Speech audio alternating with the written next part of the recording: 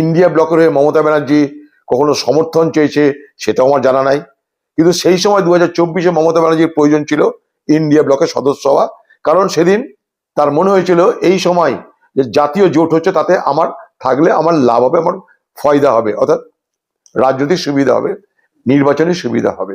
তার জন্য সেদিন তিনি ইন্ডিয়া ব্লকের ঢপের কীর্তন করে মিথ্যা কথা বলে ইন্ডিয়া ব্লককে ব্যবহার করার চেষ্টা করেছিল, ইন্ডিয়া ব্লকের নেতৃত্ব হওয়ার চেষ্টা করেছিল। এবং আরো কথা হচ্ছে কি, সেই ইন্ডিয়া ব্লক কিন্তু নীতিশ কুমারকে সামনে রেখে হওয়ার কথা ছিল। মনে করে দেখুন, বিজেপি মমতা ব্যানার্জিকে ব্যবহার করে নীতিশ কুমারের বিরোধিতা করে ইন্ডিয়া জোটকে প্রথমেই দুর্বল করে দিয়েছিল এই মমতা ব্যানার্জি। তাই মমতা ব্যানার্জি ইন্ডিয়া ব্লকের লোক কোনোদিন ছিল বলে আমি মনে করি না, বরং মমতা ব্যানার্জি ইন্ডিয়া ব্লকের মধ্যে থেকে বিজেপির হয়ে কাজ করেছে। যেরকম ট্রয় নগরীর ঘোড়া, ট্রোজান হর্স যাকে বলে, সেই ট্রোজান হর্সের কাজ করেছে মমতা ব্যানার্জি ইন্ডিয়া ব্লকের মধ্যে বিজেপির দালাল হিসেবে থেকে। সেই পার্টি টিএমসি পশ্চিমবঙ্গে যাদেরকে মানুষ থুতকার করছে, চোর চোট্টা লুটেরা খুনি, তাদের সঙ্গে কংগ্রেসের কখনো বোঝাপড়া হতে পারে আমার জানা নাই। আমি প্রদেশের দায়িত্বে নেই এখন, কারা কোথায় কি কথা বলছে আমি জানি না, তবে আমার অবস্থান খুব স্পষ্ট। আমি মনে করি বাংলায় টিএমসি এবং বিজেপি উভয় কংগ্রেসের দুশ্মন, উভয় কংগ্রেসের শত্রু, রাজনৈতিক শত্রু।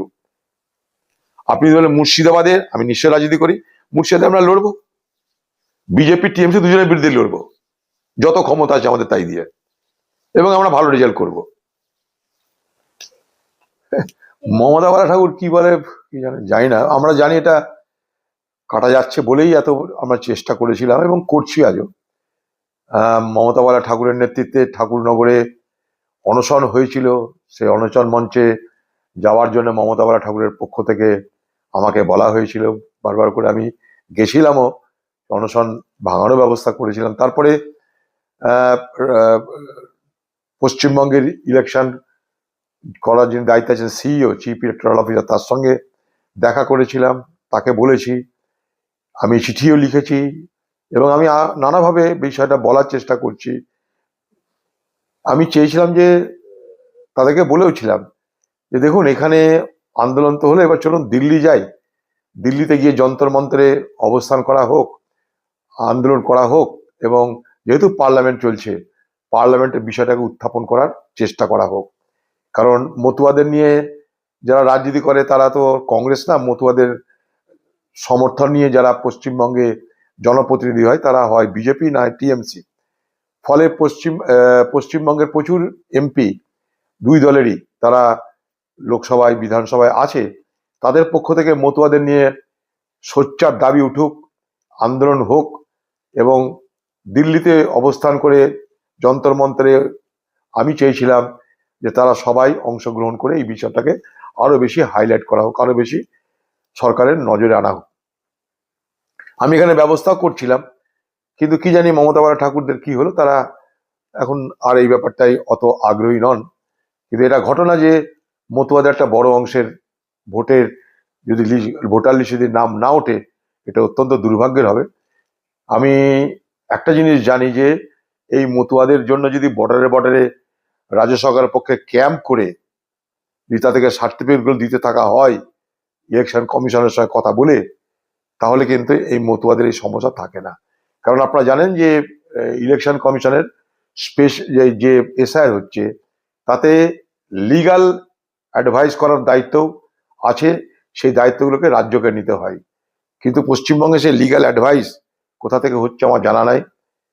তাই মতুয়াদের এই সমস্যাটা আজকের নয়, দীর্ঘদিনের। তাদের যদি ভোটার লিস্টের নাম না ওঠে এসআইআরে, তারা যদি তালিকাভুক্ত না হন, তাহলে এটা কিন্তু দুর্ভাগ্যের এবং দুশ্চিন্তার। বলে আমাদের অনেক কিছুর পাওনা বাকি, লড়াই করো ভাই, কে মানা করছে লড়াই করতে?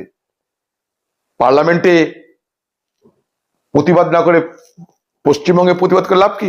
এখানে তো একবার বলতে পারলে না তোমরা যে ওয়াকফ আইন মেনে, ওয়াকফ আইনের জন্য আজকে যে সমস্ত সম্পত্তি অনিশ্চিত হয়ে পড়ছে মুসলমান সমাজের, সেই ওয়াকফের যে সময়সীমা, সেই সময়সীমা ততটা বাড়ানো হোক যতদিন না পর্যন্ত প্রত্যেকটা একটা করে প্রত্যেকটা ওয়াকফ সম্পত্তি বাংলায় ডিজিটালি রেজিস্টার্ড হবে, অর্থাৎ নথিভুক্ত হবে।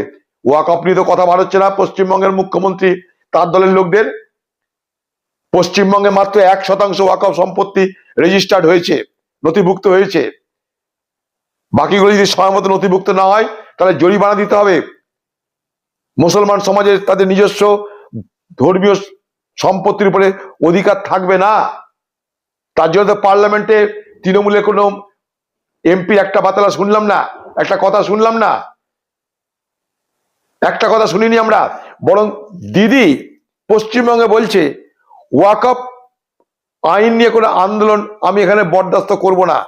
ওয়াকফ নিয়ে যদি কেউ আন্দোলন করে আমার থেকে বড় শত্রু কেউ হবে না। ওয়াকফ নিয়ে আন্দোলন করতে গেলে দিল্লিতে যান, তো দিল্লিতে দিদি দল কি করছে? পশ্চিমবঙ্গে গিয়ে ভোটের সময় বলবে মুসলমান আমি তোমাদের রক্ষাকর্ত্রী। আর এখানটাই ওয়াকফ সম্পত্তি রেজিস্ট্রেশনের জন্য সময়সীমা আরো বাড়িয়ে যাতে মুসলমান সমাজের এই অধিকারকে সুরক্ষিত করা হয় তার জন্য একটা কথা কেউ ব্যয় করলো না। আপনারা দেখতে পাচ্ছেন।